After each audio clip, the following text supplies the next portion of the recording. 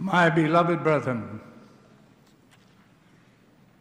I have entitled my remarks, What manner Mis of amados men hermanos, he titulado ought mi we to mensaje, be? ¿Qué clase de hombres tenemos que ser? You will recognize Como this veis, title es una variación de la pregunta que Jesús hizo a los nefitas, en la cual conviene que reflexione todo poseedor del sacerdocio de Dios. It is a timely Me han question. instado a tratar este tema, los informes que se me han referido sobre las alarmantes maldades de algunos hombres que maltratan a su esposa y a sus hijos. Al escuchar esos informes, me he preguntado, ¿cómo puede un miembro de la Iglesia, cualquier hombre que posea el sacerdocio de Dios, ser cruel con su propia esposa y sus hijos? El que un poseedor del sacerdocio actúe de esa manera es casi inconcebible, puesto que tales hechos son del todo incompatibles con las enseñanzas de la Iglesia y el Evangelio de Jesucristo. Como poseedores del sacerdocio, tenemos que emular el carácter del Salvador. ¿Y cómo es su carácter? Él ha señalado las virtudes fundamentales de su divino carácter en una revelación para todos los poseedores del sacerdocio que sirven en su ministerio. Conocéis bien el versículo 6 de la sección 4 de Doctrina y Convenios, que fue manifestado un año antes de la organización de la Iglesia. Tened presente la fe, la virtud, el conocimiento, la templanza, la paciencia, la bondad fraternal, piedad, caridad, humildad, diligencia. Esas son las virtudes que tenemos que adquirir. Ese es el carácter de Cristo. Analicemos algunas de dichas cualidades. Un poseedor del sacerdocio es virtuoso, lo cual supone que tiene pensamientos puros y realiza actos limpios. Él no codiciará en su corazón, dado que si lo hace, negará la fe y perderá el espíritu. No cometerá adulterio, ni hará ninguna cosa semejante, o sea, fornicación, actos homosexuales, masturbación, vejación de niños, ni ninguna otra perversión sexual. La virtud equivale a la santidad, es una cualidad divina. Un poseedor del sacerdocio debe esforzarse por alcanzar todo lo que es virtuoso y bello, y no lo que es degradante y vil. La virtud engalanará sus pensamientos incesantemente. Cuando un poseedor del sacerdocio se aparta del sendero de la virtud en cualquier forma o manifestación, pierde el Espíritu del Señor y queda en poder de Satanás. Entonces recibe el salario de aquel al cual ha escogido servir. Como resultado, a veces la Iglesia debe tomar medidas disciplinarias porque no podemos tolerar ni perdonar actos indignos ni impenitentes. Todos los poseedores del sacerdocio deben ser moralmente limpios para ser dignos de tener la autoridad de Jesucristo. Un poseedor del sacerdocio tiene templanza, lo cual significa que reprime sus emociones y sus expresiones verbales, actúa con moderación y no se excede en nada. En una palabra, tiene autodominio, es el amo de sus emociones, por lo que éstas no le dominan. Un poseedor del sacerdocio que insulta a su esposa, que la maltrata con palabras o acciones, o que hace lo mismo a uno de sus propios hijos, es culpable de un pecado grave. ¿Podéis enojaros y no pecar?, preguntó el apóstol Pablo. Es triste admitirlo, pero el hombre que no controla su genio, no tiene dominio de sus pensamientos, y entonces se convierte en víctima de sus propias pasiones y emociones, lo cual lo conduce a actos enteramente impropios de un hombre civilizado, y más aún de un poseedor del sacerdocio. El presidente David O. Mackay dijo: es muy poco probable que el hombre, que no puede controlar su genio, pueda dominar sus pasiones, y no importa cuáles sean sus pretensiones religiosas, se desenvuelve en el diario vivir en un plano muy cercano al del nivel animal. Un poseedor del sacerdocio debe ser paciente. La paciencia es otro aspecto del autodominio, es la facultad de postergar una réplica y de refrenar las propias pasiones. El hombre paciente no se deja arrebatar de ira en su trato con sus seres queridos, lo que después lamentaría. Tener paciencia es conservar la calma en medio de los apremios. El hombre paciente es comprensivo con las faltas de los demás. El poseedor del sacerdocio, que es paciente, será tolerante con los errores y los defectos de sus seres queridos, por motivo de que los ama, no buscará sus faltas, ni los criticará ni los culpará. Un poseedor del sacerdocio tiene bondad, el que es bondadoso es compasivo y fino con los demás. Es considerado con los sentimientos de los demás y cortés en su trato, es servicial. La bondad perdona las debilidades y los defectos ajenos. ¿Os dais cuenta de cómo nos volvemos más parecidos a Cristo si somos más virtuosos, más bondadosos, más pacientes y tenemos más dominio de nuestras emociones? El apóstol Pablo empleó expresiones gráficas para ilustrar el que un miembro de la Iglesia debe ser diferente del mundo. Nos dijo, de Cristo estáis revestidos, despojaos del viejo hombre, y vestíos del nuevo hombre. ¿Qué significa eso para nosotros, hermanos del sacerdocio?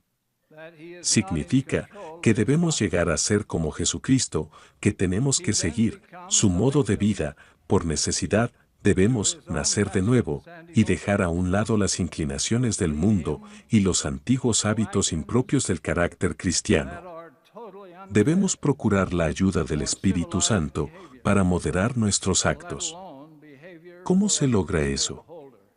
Al pensar en los graves pecados cometidos por algunos de nuestros hermanos, me he preguntado, ¿pidieron al Señor que les ayudara a vencer sus explosiones de mal genio? ¿Se apoyaron en el ayuno y la oración? ¿Pidieron una bendición del sacerdocio? ¿Rogaron a nuestro Padre Celestial que aplacara sus emociones mediante la influencia del Espíritu Santo? Jesús dijo que debemos tener hambre y sed de justicia. Para hacerlo, debemos desear ardientemente llevar una vida recta y virtuosa.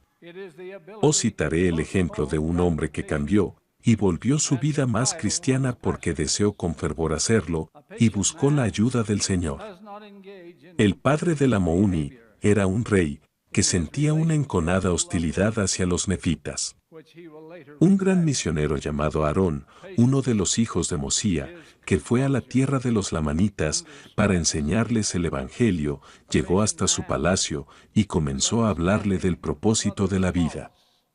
Tras desear el rey oír su mensaje, a Aarón le enseñó de Cristo, del plan de salvación y de la posibilidad de alcanzar la vida eterna. Ese mensaje le impresionó en tal forma que preguntó a Aarón, ¿qué haré para que pueda lograr esta vida eterna de que has hablado? Sí, ¿qué haré para poder nacer de Dios, desarraigando de mi pecho este espíritu inicuo, y recibir el Espíritu de Dios, para que sea lleno de gozo?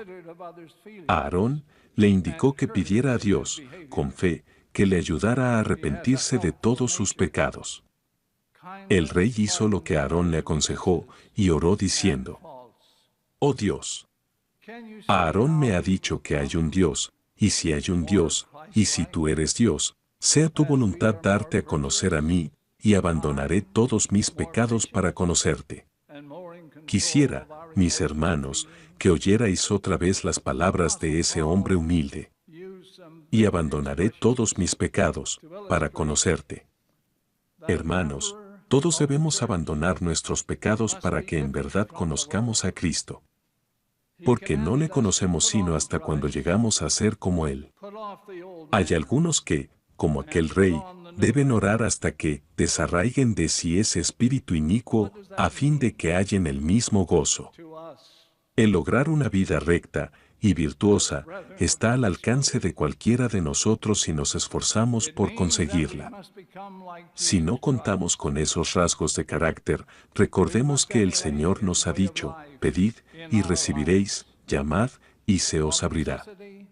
El apóstol Pedro nos ha dicho que una vez que poseemos dichas cualidades, éstas no nos dejarán estar sin fruto en cuanto al conocimiento de nuestro Señor Jesucristo.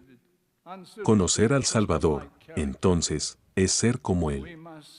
Si nos esforzamos con ahínco, Dios nos bendecirá para que seamos como su Hijo. El ser semejante a Cristo debe ser la recta aspiración de todo poseedor del sacerdocio. En nuestro trato con los demás, debemos conducirnos como Él lo haría.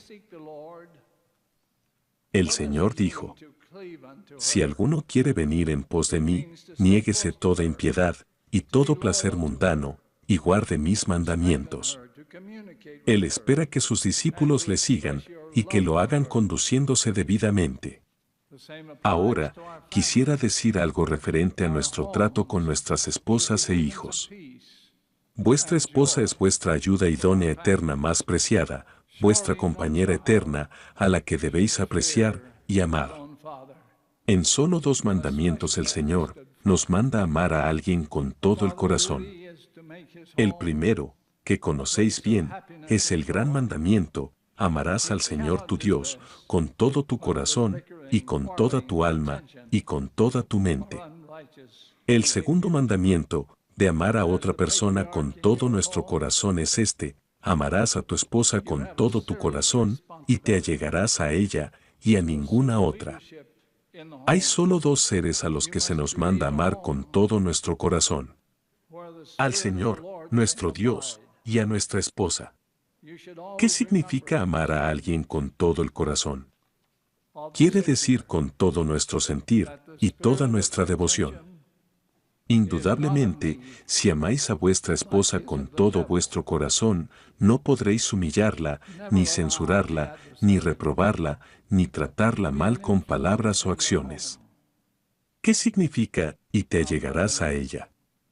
Significa que tengáis una estrecha amistad con ella, que le seáis leales, que la fortalezcáis, que os comuniquéis con ella y que le expreséis vuestro amor. Lo mismo se aplica a nuestros hijos. Nuestros hogares deben ser refugios de paz y alegría para nuestras familias.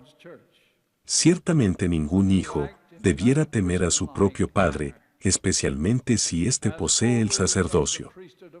El deber de un padre es hacer de su hogar un lugar de felicidad y gozo, y es imposible que lo logre cuando hay altercados, riñas, contención o malas acciones. Como patriarca en vuestro hogar, tenéis la seria responsabilidad de asumir la dirección de la familia. Debéis formar un hogar en el cual pueda morar el Espíritu del Señor. Siempre debéis tener presente que el Salvador dijo: aquel que tiene el espíritu de contención no es mío, sino es del diablo. Jamás permitáis que el adversario ejerza su influencia en vuestro hogar. Hermanos, os he hablado claramente.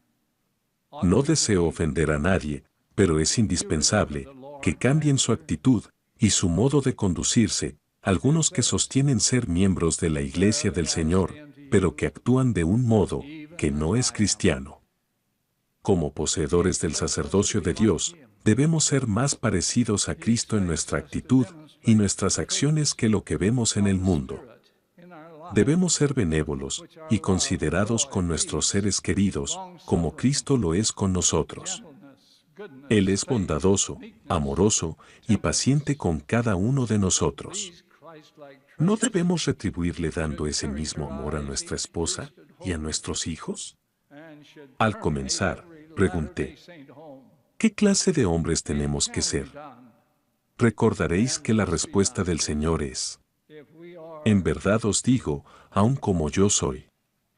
Él espera que seamos semejantes a Él, que pongamos de manifiesto en nuestro vivir los frutos del Espíritu, los cuales son amor, gozo, paz, paciencia, benignidad, bondad, fe, mansedumbre, templanza. Esas cualidades cristianas deben caracterizar a todo poseedor del sacerdocio y deben llenar todo hogar santo de los últimos días. Esto se puede lograr, y debemos lograrlo para llevar honorablemente su nombre. Nunca antes en la historia de la humanidad ha habido mayor necesidad de que los hombres se unan en la determinación de ser semejantes a Cristo. Seguirle es adquirir su carácter. No salgamos de esta reunión del sacerdocio sin tomar la firme resolución de dejar a un lado todo acto que sea contrario al modo de ser de Cristo. Resolvamos adquirir las cualidades de nuestro Señor y Salvador. como poseedores del sacerdocio, tengamos su imagen en nuestros rostros. De Cristo estemos revestidos. Él es nuestro Salvador, nuestro Redentor y nuestro gran ejemplo. Este es mi ferviente testimonio, e invoco las bendiciones de Dios sobre cada uno de vosotros, en el nombre de Jesucristo. Amén. Amen.